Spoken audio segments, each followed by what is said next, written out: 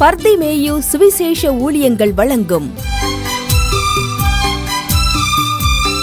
நற்செய்தி நேரம். தேவ செய்தி பாஸ்டர் ஆர். அகஸ்டின். இந்த நாளில் உங்களோடு நான் பேசி வருகிறேன் ஆசைகள் என்கிற தலைப்பில். ஆசையானது அலைந்து தேடுகிறது. அநேக நேரம் பாருங்க, எல்லாம் இருக்கும், ஆனால் இருக்கிறவனுக்கு ஆசை விட மாட்டேங்குது. ஒரு மனுஷனை பாருங்க, உங்களுடைய வேதாகமத்தை தயவு செய்து எங்கிருந்தாலும் சரி தேடி திருப்பிக் கொள்ளுங்க. 1 ராஜாக்கள் 21ஆம் அதிகாரத்திலே முதல் 2 வசனங்களை திருப்பிக் கொள்ளுங்க. 1 ராஜாக்கள் 21ஆம் அதிகாரத்திலே முதல் 2 வசனத்தை திருப்பிக் கொள்ளுங்க. இந்த காரியம் உங்களுக்கு தெரியும். ஒரு சாதாரண மனிதனில் ஒரு அரசன், அவனுக்கு எல்லாமே இருக்கு, ஆனால் அவன் ஆசை எப்படி இருக்கு? இன்னைக்கு பாருங்க, இருக்கிறவனுக்கு தான் இன்னும் கொஞ்சம் ஆசை வருது. இல்லாதவனை காட்டிலும் இருக்கிறவனுக்கு ஆசை ஜாஸ்தி. இன்னும் சேரணும். ஒன்றை தெரிஞ்சுக்கங்க, அனுபவிக்கிற பாக்கியம் கிடைக்குமாங்கிறது யாருக்கும் தெரியாது. பிரசங்கி 6:2 வாசிக்கிறோம், ஒருவனுக்கு தேவன் செல்வத்தையும் கனத்தையும் சம்பத்தையும் கொடுக்கிறார், அவர் என்னை இச்சித்தால் அவனுக்கு என்ன செய்யும்? குறைவில்லாமல் கிடைக்கும். ஆனாலும் அதை அனுபவிக்கிற பாக்கியத்தை தேவன் அவனுக்கு கொடுக்கல. அநேக நேரங்களில் கொஞ்சமாக இருந்தாலும் அனுபவிக்கணும். இருக்கிறத அனுபவிக்க முடியாது, ஆனால் இல்லாதுக்கு ஆசைப்படுறான். எல்லாரும் தேடி எடுப்பீங்களா? 1 ராஜாக்கள் 21ஆம் அதிகாரத்தில் முதல் வசனத்தை எல்லாரும் அப்படி எடுக்கிற வரைக்கும் சேர்ந்து படுமா?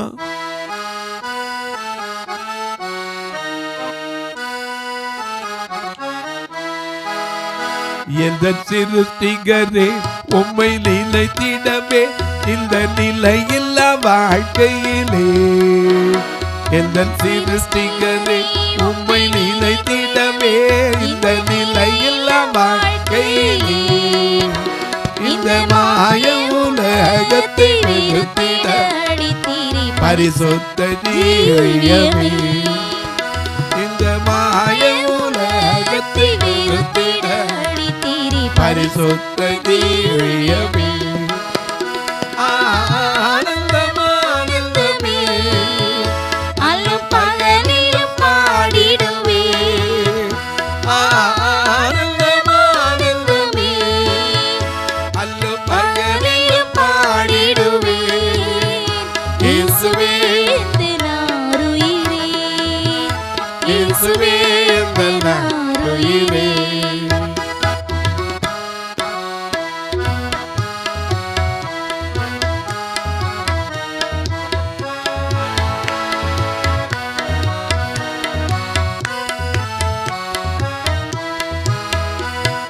தாயும் தந்தையுமானவரே மற்றும் எல்லாம் எனக்கு நீரே. பெற்ற தாயும் தந்தையுமானவரே மற்றும் எல்லாம் எனக்கு நீரே. வானம் பூமியும் யாவுமே மாறிடினும் நீரும் வாக்கு மாறாதவரே.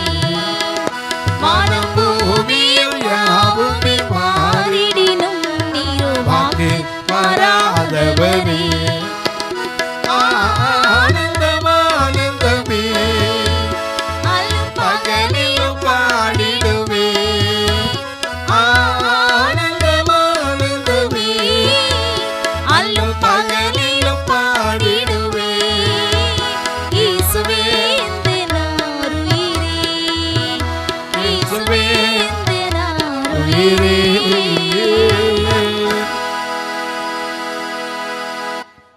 எல்லாம் எடுத்திருப்பீங்க. 1 ராஜாக்கள் 21ஆம் அதிகாரம் முதல் 2 வசனத்தை வாசிக்கலாம். இவைகளுக்கு பின்பு எஸ்ரயேலனாகிய நாபோத்துக்கு, நல்ல கவனிங்க, எஸ்ரயேலனாகிய நாபோத்துக்கு எஸ்ரயேலிலே சமாரியாவின் ராஜாவாகிய ஆகாபின் அரண்மனைக்கு அண்டையிலே திராட்சை தோட்டம் இருந்தது. நல்ல கவனிங்க, ஒரு ஏழை நாபோத், அவனுக்கு ஒரே ஒரு தோட்டம். அதுவும் எங்க இருக்கு? சமாரியாவுடைய ராஜாவின் அரண்மனைக்கு பக்கத்தில் என்ன செய்யுது? ஒரு திராட்சை தோட்டம்.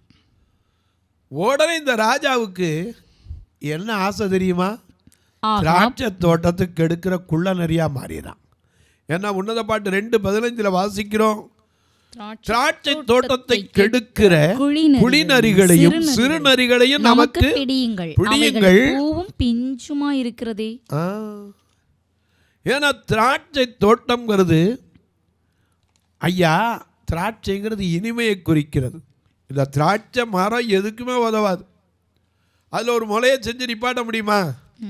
ஒண்ணுக்கு ஆகாது. ஆனா வேதம் சொல்லுது, உன் மனைவி வீட்டோரங்களிலே கனி தரும் திராட்சை கொடியை போல் இருப்பாள். எனக்கு அன்பானவரே, ஏசாயா சொல்லுகிறான், நான் என் தோட்டத்துக்கு வேலி அடைத்து கற்களை பொறுக்கி அதிலே நற்குல திராட்சை செடி 5ஆம் அதிகாரம் 2ஆம் வசனத்துல பார்க்கிறோம். நற்குல திராட்சை செடியை நட்டு அதன் நடுவில் ஒரு கோபுரத்தை கட்டி அதில் ஒரு ஆலயம் உண்டு பண்ணி அது நல்ல திராட்சை பழங்களை தரும் என்று காத்திருந்தார். அதுவோ கசப்பான பழங்களை தந்தது. ஏன்னா திராட்சையை குறித்து வேதத்துல அநேக இடத்துல இருக்கு. சிம்சோன் கூட அந்த திராட்சை தோட்டத்தின் வழியா போகும்போது என்ன செஞ்சான்? சிங்கத்திட்டோடு தான். எனக்கு அன்பானே, இந்த திராட்சை வேதத்தில் பார்க்கிற முதல் அற்புதத்தை இயேசு எதுல தான் செஞ்சாரு? தண்ணீரை திராட்சை ரசமா மாற்றினார். இங்கே இஸ்ரேலனாகிய நாபோத் அந்த ராஜாவுடைய பிரஜைகள்ல ஒருத்தன், அந்த குடிமக்கள்ல ஒருத்தன். அவனுக்கு அரண்மனை பக்கத்தில் என்ன இருக்கு? ஒரு திராட்சை தோட்டம் இருக்கு. ராஜாவுக்கு என்ன ஆசை வந்துச்சு தெரியுமா? ஆசைங்க. ஆகாப் நாபோத்தோட பேசி உன் திராட்சை தோட்டம் என் வீட்டிற்கு அடுத்திருக்கிறபடியால். நல்லா கவனிங்க, வீட்டு பக்கத்து வீட்டில் அந்த இடத்தையும் வளைக்கணும் தான் மனுஷனுடைய ஆசை. இன்னைக்கு உங்க வீடு ஏதாவது ஒன்று இருக்கு, அதில் கொஞ்சம் பண வசதி உள்ள பக்கத்தில் இருந்துச்சுன்னா இதை எப்படியா காலி பண்ணி போவானா? இது மனுஷனுடைய ஆசைங்க. ஆனால் வெளியே கேட்டால் எல்லாரும் எல்லாமும் பெற வேண்டும், இங்கு இல்லாத நிலை வேண்டும். வல்லான் பொருள் குவிக்கும் தனிவுடைமை நீங்கி வர வேண்டும், திருநாட்டின் பொது உடைமை. சொல்லுவோம், பாலன் அழுவோருக்கு பால் தருவோம், பசு கூடலை குடிப்போருக்கு கோரிடுவோம். கேட்குறதுக்கு நல்லா இருக்கு. இன்னொரு பக்கம் சுதந்திரம் வந்தால் பாடுவோம், ஒரு தாய் மக்கள் நாம் என்போம். எனக்கு கண்பாளன் இன்னைக்கு அநேகருடைய ஆசை என்ன தெரியுமா? தான் நல்லா இருந்தால் போதும். இந்த ஆசை தவறான ஆசை. இந்த ராஜாவுக்கே அந்த ஆசை இருந்துச்சுன்னா மற்ற மனுஷனுக்கு இருக்காதா? எனக்கு அதான் படிக்க, அவன் இவ்வளவு சாதாரண மனுஷன் இல்லை, பெரியோரெல்லாம் ஞானிகள். நானே ராஜா, அவனுக்கு எல்லாம் இருக்கு, குறைவு கிடையாது. ஆனால் ஆசை எது மேலே வருது? ஒரு ஏழை வச்சிருக்கிற நாபோத் ஒரு திராட்சை தோட்டம், அவனோடு பேசுறான், இதை எனக்கு என்ன செய்ய? அதை கீரை கொள்ளையாக்கும். எங்க அப்பா என்ன ஆசை பாருங்க. ஆசையிலே ஆசை, கெடுக்கிற ஆசை. ஒரு நாள் கெடுக்க கூடாது, ஒருத்தருடைய வாழ்வை கெடுத்தவங்க கிடையாது. ஏன்னா எனக்கு அன்பாருடைய பிறரை வாழ வைக்க நம்மால முடியாமல் இருக்கலாம். மனிதனுக்கு கெடுக்கிறதுக்கு ரொம்ப தந்திரம் தெரியும். இவன் பாங்க, அந்த திராட்சை தோட்டத்தை என்கிட்ட கூட, நான் திராட்சை தோட்டத்தை பெருசாக வைக்கிறேன்னு சொன்னால் பரவாயில்ல, நல்லா இருக்குப்பா அந்த திராட்சை பழம் நல்லா இருக்கு, அதை எனக்கு கொடு, என் அரண்மனையில் வச்சுக்கிறேன்னு கேட்டால் பரவாயில்ல. அதை கீரை கொள்ளையாக்கும்படி எனக்கு கொடு. அதை பார்க்கிலும் நல்ல திராட்சை தோட்டத்தை அதற்கு பதிலாக உனக்கு தருவேன். என்ன அர்த்தம்? ஏன் அரண்மனைக்கு பக்கத்தில் இந்த ஏழை இருக்கிறதா? இன்னைக்கு உலகத்தில் நடக்கிறதா இன்னைக்கு வேதத்தில் எழுதியிருக்குங்க. ஏன்னா உலகமும் அதன் இச்சை ஒளிந்து, ஆமா, தேவனுடைய சித்தத்தின்படி சேரவன் தான் நிலைத்திருப்பான். 1 யோவான் 2ஆம் அதிகாரத்தில் 15-16 வாசிக்கிறோம். மாமிசத்தின் இச்சை, கண்களின் இச்சை, ஜீவனத்தின் பெருமை இவைகளெல்லாம் பிதாவினால் உண்டானவைகள் அல்ல. ஏன்னா இந்த கண்களின் இச்சை பார்க்கிறான். ஏன் அரண்மனைக்கு பக்கத்தில் இவன் இருக்கிறதா? இன்னைக்கு எத்தனை பேர் ஊர்களில் அப்படிப்பட்ட பிரச்சனை இருக்கும். உங்கள் வீட்டு பக்கத்தில் ஒரு பெரிய வசதியான இருப்பார், எப்படியாவது உங்களை தள்ளிடணும், உங்களை காலி பண்ணிடணும், அந்த இடத்தையும் தான் எடுத்துடணும். ஏன்னா ஏசாயா சொல்லுகிறார் 5ஆம் அதிகாரம் 8ஆம் வசனத்திலே, தாங்கள் மாத்திரம் தேசத்தின் நடுவிலே வாசமாயிருக்கும்படி மற்றவர்களுக்கு மற்றவர்களுக்கு இடமே என்ன செய்யக்கூடாது, இருக்கக்கூடாது. வீட்டோடு வீட்டை கூட்டியிருந்த வயலோட வயலை கூட்டுகிறவர்களுக்கு ஐயோ. மறந்துடக்கூடாது. ஏன்னா அன்னைக்கு அப்படி இருந்த நாட்கள் இன்னைக்கு அப்படித்தான் இருக்கு. மனுஷனை ஆட்டி படைக்கிறதே 3 ஆசைகள். மண்ணாசை, மண்ணாசை, பெண்ணாசை, பொன்னாசை. 3 வித ஆசைகள் ஆட்டி படைக்கிறது. அதனால தான் பிரசங்கிதரால் ஆசையானது அலைந்து தேடுகிறது. இன்னைக்கு 70,000 ரூபா பவுன் வந்துருச்சு. எல்லாரும் என்ன செய்கிறோம், இப்படி தான். எப்படி பவுன் போடுறது, எப்படி பவுன், எந்த வீட்டில் இல்லை? யார் வீட்லையாவது எனக்கு தங்கமே வேண்டாம் சொல்ல முடியுதா?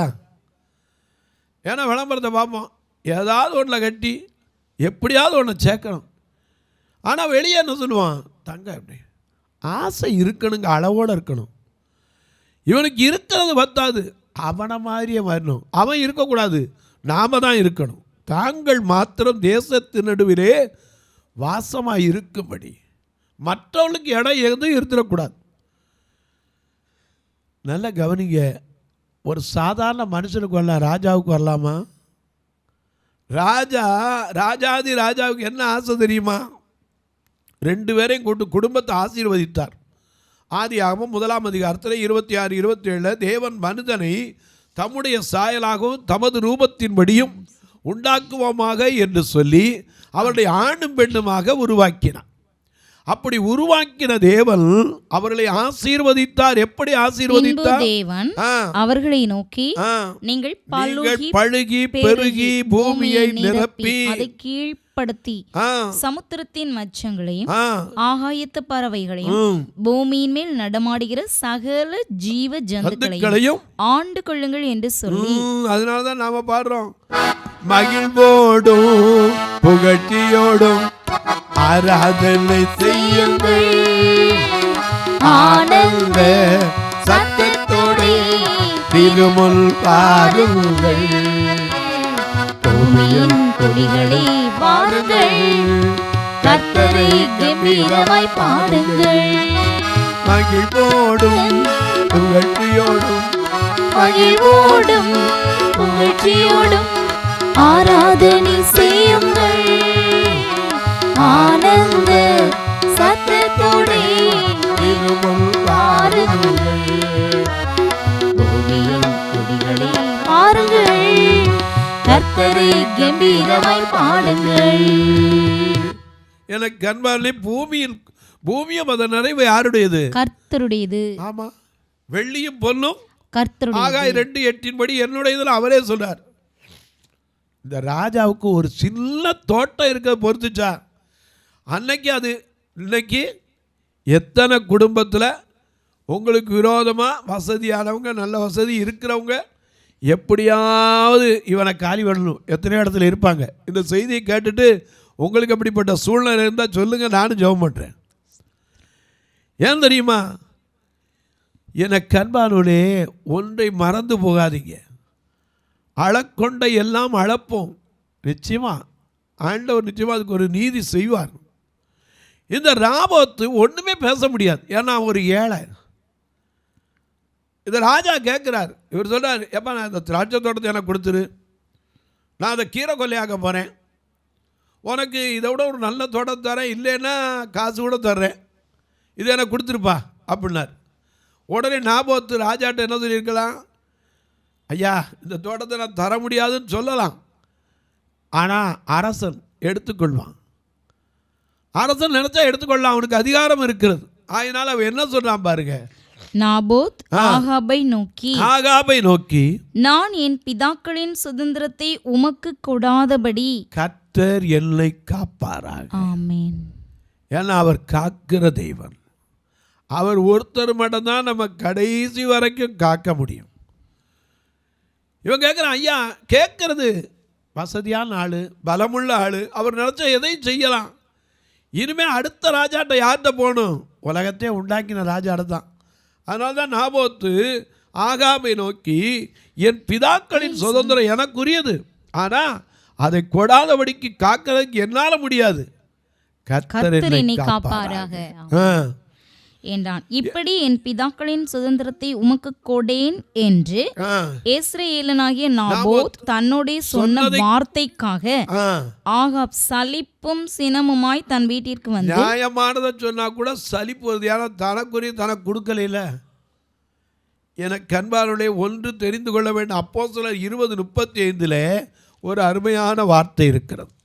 அப்போஸ்தலர் 20:35 பாருங்க பார்ப்போம். இப்படி பிரயாசப்பட்டு பலவீனரை தாங்கவும் வாங்குகிறதை பார்க்கிலும் கொடுக்கிறதே பாக்கியம் என்று கர்த்தராகிய இயேசு சொன்ன வார்த்தைகளை நினைக்கவும் வேண்டும் என்று எல்லா விதத்திலேயும் உங்களுக்கு காண்பித்தேன் என்றான். வாங்குவதை பார்க்கிலும் கொடுப்பது பாக்கியம். இது ராஜாவுக்கு தெரிஞ்சா, நாபோத்துக்கு தெரிஞ்சு கொடுத்தலாம். இனிமேல் எடுத்துக்கிடுவாரு நம்ம கொடுக்காட்டாலும். ஆனால் என் பிதாக்களின் சுதந்திரத்தை உமக்கு கொடாதபடிக்கு கர்த்தர் என்னை காப்பாராக என்றார். இவன் உடனே நான் உனக்கு கொடுக்க மாட்டேன் அப்படின்னு சொன்ன மாதிரி இவர் பேசுறார். தன் வார்த்தையை கேட்டு சலிப்பும் சினத்தோடு வீட்டுக்கு போனாலும். பிற சொத்துக்கு கிடைக்கலன்னா சலிப்பு வருது, சினம் வருதான். அதெல்லாம் நியாயம். அடுத்தவன் சொத்தை கிடைக்கலன்னா கோபம் வரலாமா? ஏன்னா வேதம் நமக்கு என்ன சொல்லியிருக்கு? பிறருக்குரிய ஒன்றையும் இச்சியாதிருப்பாயாக. அப்ப நம்ம எதுல இச்சிக்கலாமா? பொருளா இருக்கலாம், எதா இருக்கலாம். இங்க போய் வீட்டில் சலிப்போட சினத்தோட உட்கார்ந்து இருந்தார், சாப்பிடாம இருந்தார். ஒய்ஃபு கேட்டா, எசபேல் கேட்டா, யோ தரும் ராஜா தானே? ஆமா, என்ன சாப்பிடாம உட்காந்துருக்கிற, என்ன விஷயம்? ஒண்ணுமில்ல, இந்த நாபோத்துடைய திராட்சை தோட்டத்தை கேட்டேன், கீரை கொல்லி ஆக்கணும் கொடுப்பானே. நம்ம அரண்மனைக்கு பக்கத்தில் வேற இருக்கு, அதை கொடுன்னு கேட்டேன், கொடுக்க மாட்டேன்ட்டான். என்னது கொடுக்க மாட்டேன்ட்டானா? ஒரு நிமிஷம் அவள் கேட்டுருக்கலாமே, ஏன் திராட்சை தோட்டத்தை கெடுக்கணும்? திராட்சை தோட்டத்தை போய் கீரை கொல்லி ஆக்கணுமா? இல்லை ஒருவேளை உண்மையாக ராணியாக அவள் இருந்திருந்தால், பிரஜைகள் மேலே வாஞ்சை இருந்தால், ஏன் அந்த ஏழை இதை போய் கேட்குறீங்க சொல்லியிருக்கலாமே. நாம் கொடுக்குறதுக்கு தானே ஆண்டவர் வச்சுருக்கார், நம்மளை சொல்லலையே. அவன் உடனே சொல்கிறான், கொடுக்க மாட்டேனா? அப்படியா, நீர் எந்திரிச்சு சாப்பிடுமியா, நான் உனக்கு வாங்கித்தாரேன். என்னமோ அவன் விற்க வந்த மாதிரி வாங்கி தர மாதிரின்னு சொல்கிறான். நான் அதை வாங்கித்தாரேன். இந்த ஆகாப் என்ன பண்ணா, உட்காந்து இந்த அதிகாரத்தை படித்து பாருங்க. மோதிரத்தை அவன்கிட்ட கட்டி கொடுத்தாச்சு. இவர் ஒரு நிருபத்தை எழுதுகிறார். அந்த நிருபத்தில் என்ன எழுதுகிறாரு? நாபோத் என்ன செய்தான்? தேவனையும் ராஜாவையும் தூஷித்தான் என்று அவன் மேல் சாட்சி சொல்லுகிற பேலியாளின் மக்களாகிய 2 பேரை ஏற்படுத்த வேணும். அவன் கையிலே அந்த நிருபத்தை கொடுத்து விடுறான். அவன் நாபோத் இருக்கிற பட்டணத்துக்கு வருது. வந்த உடனே அங்கே சொல்றாங்க, நாபோத்தை கூடி வர செய்த இதுக்கு ஒரு உபவாசம். அதில் 2 பேர் சாட்சி. என்ன சாட்சி? நாபோத்து தேவனை தூஷித்தான், ராஜாவை தூஷித்தான். ஆகையினால கல்லெறிந்து என்ன செய்யணும்? கொல்லணும். நாபோத்து கொலை செய்யப்பட்டான். இப்போ மனைவி சொல்கிறா, யோ எந்திரிமியா, நாபோத் செத்து போனான், இப்போ உயிரோடு இல்லை, திராட்சை தோட்டத்தை என்ன வேணாலும் செய்யலாம் போ. இவனும் எந்திரிச்சு போயிருப்பான். அங்கே கர்த்தருடைய வார்த்தை வந்தது. என்ன வார்த்தை வந்தது? கர்த்தருடைய வார்த்தை திஸ்பியனாகிய எலியாவுக்கு உண்டாயிற்று. அவர், நீ எழுந்து சமாரியாவில் இருக்கிற இஸ்ரவேலின் ராஜாவாகிய ஆகாபை சந்திக்கும்படி போ. இதோ அவன் நாபோத்தின் திராட்சை தோட்டத்தை சொந்தமாய் எடுத்துக்கொள்ள. அவர் நம்ம யாரு? நமக்கு அநேக தெரியல. நான் உன்னை காண்கின்ற தேவன், கண்ணில் மணி போல் உன்னை காப்பே, கண்ணில் மணி போல் உன்னை காப்பே, நான் உன்னை விட்டு விலகுவதில்லை, நான் உன்னை என்று கைவிடுவதில்லை.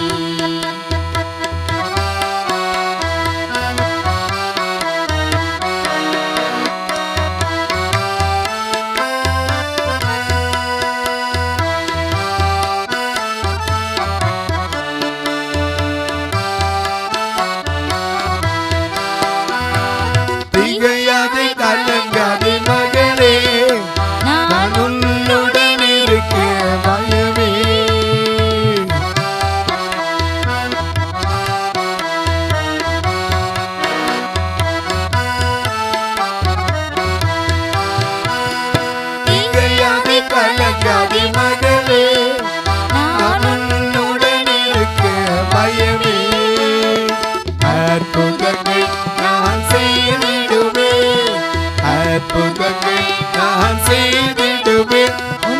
அதிசயமாய் நான் நடத்திடுவேன், உன்னை அதிசயமாய் நான் நடத்திடுவேன். நான் உன்னை விட்டு விலகுவதில்லை, நான் உன்னை என்றும் கைவிடுவதில்லை, நான் உன்னை விட்டு விலகுவதில்லை, நான் உன்னை என்றும் கைவிடுவதில்லை. ஆண்டவர் ஒரு பக்கம் மட்டும் பாடுறவர்ல, காக்கிறவர் தான். அதே சமயத்தில் நம்ம செய்கிற தவறுகளை காண்கிற தேவன் கூடவே இருக்கார்ல. நாம் செய்கிற தப்பு தெரியும்ல. அதனால தான் கர்த்தருடைய வார்த்தை எலியாவுக்கு உண்டாகி, நீ எழுந்து எங்கவோ சமாரியாவில் இருக்கிற இஸ்ரவேலின் ராஜாவாகிய ஆகாபை சந்திக்கும்படி போ. அவன் அவன் ஏழையுடைய நாபோத்து தேட்டத்தை கொலை செஞ்சு எடுத்துக்கிற போறான். நீ அவனை பார்த்து, நீ கொலை செய்ததும் எடுத்துக்கொண்டதும் இல்லையோ என்று நிச்சயமா கர்த்தர் கேட்பார். எத்தனை பேர் விசுவாசிக்கிறவங்களோ தெரியாது. அவர் கேட்பார், நீ கொலை செய்ததும் எடுத்துக்கொண்டதும் இல்லையோ. அது மட்டுமல்ல, சொல்லுகிறார், நாய்கள் நாபோத்தின் ரத்தத்தை அவன் கல்லறியும் போது நாய் அதை சொட்டு சொட்டா ரத்தம் அடிச்சிருக்கும் பாருங்க. ஏன்னா ஒரு மனுஷன் கல்லறியும் போது எந்த இடத்துல எறிகிறான்னு யாருக்கு தெரியும்? தலையில் எரிஞ்சானா, கண்ணில் எரிஞ்சானா, கையில் எரிஞ்சானா, காதில் எரிஞ்சானா, மூக்கில் எரிஞ்சானா, எல்லாம் கொய்யின கல் எரிஞ்சிருப்பான். அப்போ ரத்தம் என்ன செஞ்சிருக்கும்? கல் காயப்படும் போது அப்புறம் என்ன செய்யும்? ரத்தம் தரையில் வடிஞ்சிருக்கும். அந்த நாபோத்தின் ரத்தத்தை நாய்கள் நக்கின ஸ்தலத்திலே உன்னுடைய ரத்தத்தை நாய்கள் நக்கும். மறந்துடாதீங்க. ஆசைக்கு தண்டனையும் சில நேரத்தில் வந்துடக்கூடாது. ஏன்னா நமக்கு இருக்கிறது போதும் என்கிற மனம் வேண்டும். தொலைக்காட்சியில் பார்க்கிற என் அன்பு மக்களே, ஒருவேளை இன்னைக்கு நீங்கள் அப்படிப்பட்ட பாதிக்கப்பட்டவர்களாக கூட இந்த தொலைக்காட்சி முன்னாடி உட்கார்ந்துருக்கலாம். ஒருவேளை உங்கள் வீடு ஒரு சின்ன இடமா இருந்து போகிற பாதையை கூட விடாமல் அடைச்சி வச்சுருக்கலாம். ஏன்னா உன்னால் என்ன செய்ய முடியும் அப்படிங்கலாம். ஆனால் நிச்சயமாக ஒன்று உண்டு, தேவன் நீதி செய்வார். மறந்துடாதீங்க. ஆசை அளவோடு இருந்த ஆசீர்வாதம் அளவுக்கு மிஞ்சினா சாபம். சாபத்தை விரும்பினால் அது அவனுக்கு வரும். ஆசீர்வாதத்தை விரும்பாமல் போனால் அது அவனுக்கு தூரமாய் போகும். சங்கீதம் 109:17 வாசிக்கிறோம். ஆசீர்வாதத்தை விரும்பினால் அது அவனுக்கு கட்டாயம் கிடைக்கும். சாபத்தை விரும்பினால் அது அவனுக்கு கிடைக்கும். ஆனால் ஆசீர்வாதத்தை விரும்பாமல் போனால் அது தூரம் போயிடும். இவன் ஆசீர்வாதத்தை விரும்பாமல் போல அநியாயமாக விரும்பலாம், அதனால் கிடைக்கல, சாபம் வந்தது. தொலைக்காட்சியில் பார்க்கிறவளே, ஆசை மனிதனை ஆட்டி படைக்கக்கூடாது. அதனால தான் பிரசங்கி எழுதி வச்சிருக்காரு, ஆசையானது அலைந்து தேடுகிறது, அதை விட கண்கண்டது நலம். ஏன்னா இது மாயை, இதை நாம் அறியணும். மனதை சஞ்சலப்படுத்துகிற காரியம். ஆகையினால இருக்கிறது போதும் அப்படிங்கிற எண்ணம் இருந்தால் எத்தனை பெரிய ஆசீர்வாதம். நானும் உங்களுக்காக ஜெபிக்க போகிறேன். அதுக்கு முன்னாடி ஒரு சில காரியத்தை சொல்லுவேன். நீங்களும் எனக்காக ஜெபிக்கணும். இந்த ஊழியத்துக்காக ஜெபிக்கணும், இந்த தொலைக்காட்சி நிகழ்ச்சிக்காக ஜெபிக்கணும். ஏன்னா எங்கள் சபையில் ஒவ்வொரு நாளும் மதுரையில் இருக்கிற சபையில் ஒரு குடும்பத்துக்கு 4 கிலோ அரிசி கொடுக்காம நான் அனுப்புனதே இல்லை. ஏன் தெரியுமா? ஒரு வேலை இல்லாமல் இருக்கிற மக்கள் வாரம் முழுக்க கர்த்தருடைய ஆசீர்வதிப்பான்னு சொல்லிட்டு வார்த்தையினால் சொன்னால் போதாது, கிரியை உள்ள விசுவாசத்தை காண்பிக்கணும். இதுவரைக்கும் ஆண்டவர் கொடுக்க உதவி செய்தார். திருநெல்வேலியில் வர்ற மக்களை கூட எல்லாரையும் சாப்பிட வச்சு வேனில் கொண்டு தான் இறக்கி விடுறோம். நீங்களும் ஒரு நாள் இப்படிப்பட்ட காரியங்களுக்கு உதவ கர்த்தர் ஏவினால் உதவலாம். எப்படி உதவுறது? இதில் 2 நம்பர் வந்துக்கிட்டே இருக்கும், ஜிபே, ஃபோன்பே. இதன் வழியாக நீங்கள் தொடர்புலாம் இல்லை என்கிட்ட கேளுங்க, அதற்கான எல்லா காரியங்களும் உங்களுக்கு சொல்லுவேன். வாரம் வேனில் கூப்பிட்டு வர்றதுக்கு மட்டுமே மாதம் 20,000 ரூபா செலவாகுது. ஆண்டவர் நினச்சா எத்தனையோ வசதியான மக்கள் உண்டு. அவங்க ஒருத்தர் மனசில் பேசினா போதும், ஒரு வேன் வந்துடும். 15 வருஷம் அதனுடைய டைம் ஓன்படாக இருந்தால் அந்த 15 வருஷத்தில் அவ்வளோ பணம் மிச்ச வாரம் திருப்பி வாங்குறதுக்கு அதே இருக்கும். நாங்கள் கடந்து போனால் கூட உங்களுக்கு நீங்கள் செய்த நன்மையை சொல்லி கொண்டிருக்கும். ஒரு வேளை கேட்பீங்க, வந்து பார்க்கலாமா பிரதர்? தாராளமாக வாங்க, வந்து பாருங்கள். கர்த்தர் ஏவினால் நீங்களும் தாங்கலாம். உங்கள் ஜெபக்காரி எது இருந்தாலும் காலை 10 மணிலேருந்து 5 மணிக்குள்ளே. எமர்ஜென்சியாக இருந்தால் ராத்திரி கூட சொல்லுங்கள். ஒரு வேளை டெலிவரி, ஒரு ஆப்ரேஷனுக்கு போகிறீங்க, இல்லை திடீர்னு ஒரு அசுத்தாவின் பிரச்சனை, இரவு தூக்கம் இல்லை அப்படின்னா பரவாயில்ல. மற்றபடி சாதாரண காரியங்களுக்கு காலை 10லேருந்து 5க்குள்ளே தொடர்பு கொள்ளலாம். நான் உங்களுக்காக ஜெபிப்பேன். இப்போ உங்களுக்காக ஜெபிக்கட்டுமா? நல்ல பிதாவே, நன்றியோடு துதிக்கிறோம் சுவாமி. இந்த நல்ல மனமகிழ்ச்சியான நாளில் ஆசை மனித வாழ்க்கையில் பிறந்திலிருந்து கடைசி வரைக்கும் ஆசை தான். எவ்வளவு இருந்தாலும் போதாது என்கிற மனநிலை தான். ஆனால் போதும் என்கிற மனதுடனே கூடிய தேவபக்தியே மிகுந்த ஆதாயம் என்று எழுதப்பட்டிருக்கிறது. அந்தப்படி ஆண்டவர் போதும் என்கிற மனதை கொடுங்க. ஆசையானது அலைந்து தேடுவதை விட கண்கண்டது நலம் என்கிற உணர்வை கொடு. இந்த ஊழியத்தை தாங்குகிற, ஜெபிக்கிற, கொடுக்கிற எல்லா மக்களையும் ஆசீர்வதி. அவருடைய பிள்ளைகளை ஆசீர்வதிங்க. படிக்கிற பிள்ளைகள், புதிதாக கல்லூரி வாழ்க்கையில் அடியெடுத்து வைக்க போகிற பிள்ளைகளுக்கு தேவைகள் சந்திக்கப்பட உதவி செய்யுங்க. இந்த ஊழியத்திலும் கூட பார்வையற்ற தகப்பன் தாய்க்கு பிறந்த பிள்ளைகளை வருஷத்துக்கு 1-2 படிக்க வைப்போம். கர்த்தர் உங்கள் பிள்ளைகளைப் போல நினைத்தால் அதனுடைய கல்விக்கு உதவலாம். பார்வையற்றவர் மரித்தா கூட ஃபியூனரலுக்காக ஒருத்து சொந்தக்காரன் கூட வரதில்லை. இதற்கென்று எப்போதும் ஒரு ஃபண்டு வைத்திருக்கணும். ஐயா, சிலருக்கு நல்ல துணி இருக்காம, ஊன்றுகோல் இல்லாமல் எத்தனையோ பேர் வர்றாங்க ஆலயத்துக்கு. இவர்களுக்கு எப்படியாயிலும் உதவிகளை செய்ய கர்த்தர் பலரை எழுப்பி தர ஜெபிங்க. நான் உங்களுக்காக ஜெபிக்கட்டுமா? நல்ல பிதாவே, நன்றியோடு துதிக்கிறோம் சுவாமி. இந்த நாளிலே உம்மை நோக்கி பார்க்கும்படி நினைத்து துதித்து கொண்டிருக்கிற ஒவ்வொருவருக்காய் ஜெபிக்கிறேன். பிறந்த நாள், திருமண நாள், தங்களுக்கு அன்பான இழந்து தவிக்கிற ஆறுதலற்ற மக்களுக்காய் ஜெபிக்கிறேன். அவர்களுக்கு ஆறுதலை கொடும். வியாதியின் கொடுமையினால் கண்ணீரோடு, கவலையோடு, வேதனையோடு வியாதியின் படுக்கையில படுத்துக்கொண்டு சுகர்னால, பிரஷர்னால, தன் கை கால் முடக்குவாதத்தினாலே, இன்னும் சிலர் வயோதிக நிலைமையின் பலவீனத்தினாலே, கண் பார்வை குறைவினாலே, ஐயோ நான் நல்லா தானே இருந்த, திடீர்னு என் பார்வை குறைஞ்சி போச்சே என்று வேதனைப்படுகிற ஒவ்வொருவருக்காய் ஜெபிக்கிறேன். இன்னும் பலவிதமான வியாதிகள் உண்டு சுவாமி. குடும்பங்களுக்குள்ளே சந்தேகத்தினாலே கணவனை பிரிந்திருக்கிற மனைவிக்காய், மனைவியை பிரிந்திருக்கிற கணவனுக்காய், பிள்ளைகளை பிரிந்திருக்கிற பெற்றோருக்காய் ஜெபிக்கிறேன். ஒவ்வொருவருக்கும் ஆறுதலும் சமாதானம் கிடைக்கட்டும். நன்மையான ஈவுகளை நாள்தோறும் கொடுத்தாசு. வானத்திற்கும் பூமிக்கும் சகல அதிகாரம் கொண்ட இயேசு கிறிஸ்துவின் ஈடு இணையற்ற வல்லமையுள்ள நாமத்தில் ஜெபிக்கிறேன் நல்ல பிதாவே, ஆமென். சபை ஆராதனை ஞாயிறு காலை 10 மணி முதல் 12 மணி வரை. இடம் பர்திமேயு சுவிசேஷ ஆலயம், அன்னை சத்யா நகர், இளமனூர் அஞ்சல், சக்கிமங்கலம் வழி, மதுரை மாவட்டம். பின்கோட் 625201 மற்றும் பர்திமேயு சுவிசேஷ ஜெப வீடு, பிளாட் நம்பர் 107, ஏதேன் கார்டன், முத்தூர், திருநெல்வேலி. பின்கோட் 627011. சிறப்பு உபவாச கூட்டம் ஒவ்வொரு மாதமும் 2வது சனிக்கிழமை காலை 10 மணி முதல் 1 மணி வரை நாகர்கோவில் YMCA ஹாலில் வைத்து நடைபெறுகிறது. மற்றும் ஒவ்வொரு மாதமும் 4வது சனிக்கிழமை காலை 10 மணி முதல் 1 மணி வரை திருநெல்வேலி புதிய பேருந்து நிலையம் அருகில் உள்ள கிரேஸ் ஹாலில் வைத்து நடைபெறுகிறது. எங்கள் எல்லா ஆராதனைகளிலும் கலந்து கொண்டு தேவனை மகிமைப்படுத்த அன்பாய் அழைக்கிறோம். உங்கள் உதாரத்துவமான காணிக்கைகளினால் இவ்வூழியத்தை தாங்க விரும்பினால் R Augustine, account number 5021364331, IFSC code IDIB 000B066, Indian bank, BP குளம், Madurai. GPay number 9842181917, BGM ministries மற்றும் 9442559772, பிளைண்ட் மினிஸ்ட்ரீஸ் அகஸ்டின்.